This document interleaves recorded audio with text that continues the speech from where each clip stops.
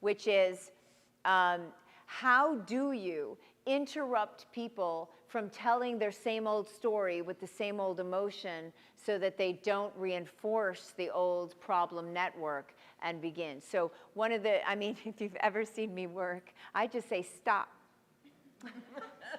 It's one of my go-to positions with a client. But I say stop, let me explain why I'm stopping you. In my world, psychoeducation is key. It's key. So I say, stop, I'm going to be really interrupting you. There's a few reasons. First, that story you're telling, that you've been telling, if every time you tell it with those emotions, you're reinforcing it. And today we're starting to rewire your brain.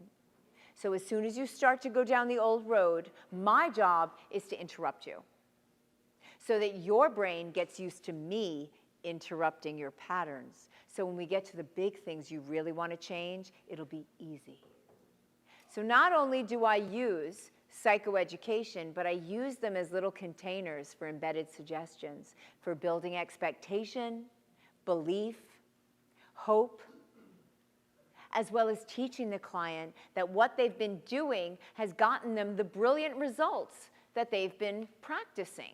And now we're going to switch it. So they start to really see, oh yeah, this story, it does feel strong because I keep reinforcing it. You're basically practicing it. So I stop them and I explain. I have a bunch of different ways I do this. I mean, I can be quite obnoxious. So like if I do that and the client continually starts to dip in and I'll say, stop. I used to in my office have a sign that says $5 charge for whining. And I'll be like, stop, and I'll point to the sign. And then I'll go. I've had people write me a check with an extra $25 for their fucking whining charge. Sometimes they'll be telling their story, and this is after I've done it very politely. I see you looking at me like, damn, you clearly don't work in a clinic surrounded by touchy-feely psychologists. I don't, but I do train them.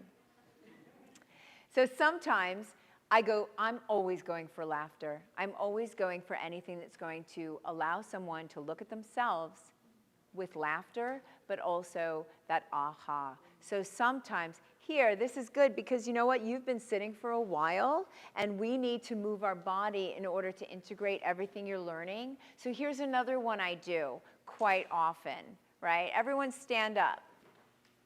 I've already interrupted the client's story. I've already told them that the reason I'm interrupting you and stopping you is because every time you tell that story with those same emotions at play, you're reinforcing it. You're digging it deeper. So I'm going to stop you because here, this work, we're rewiring your brain. We're telling a new story. We're creating a new narrative.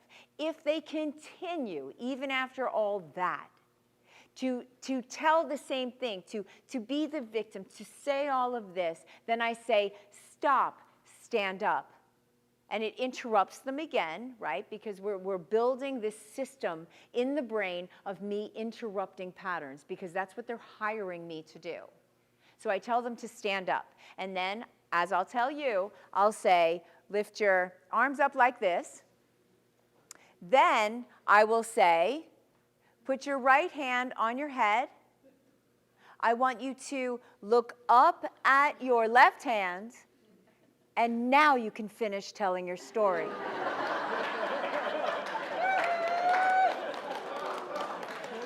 And I've never had someone not laugh. Never.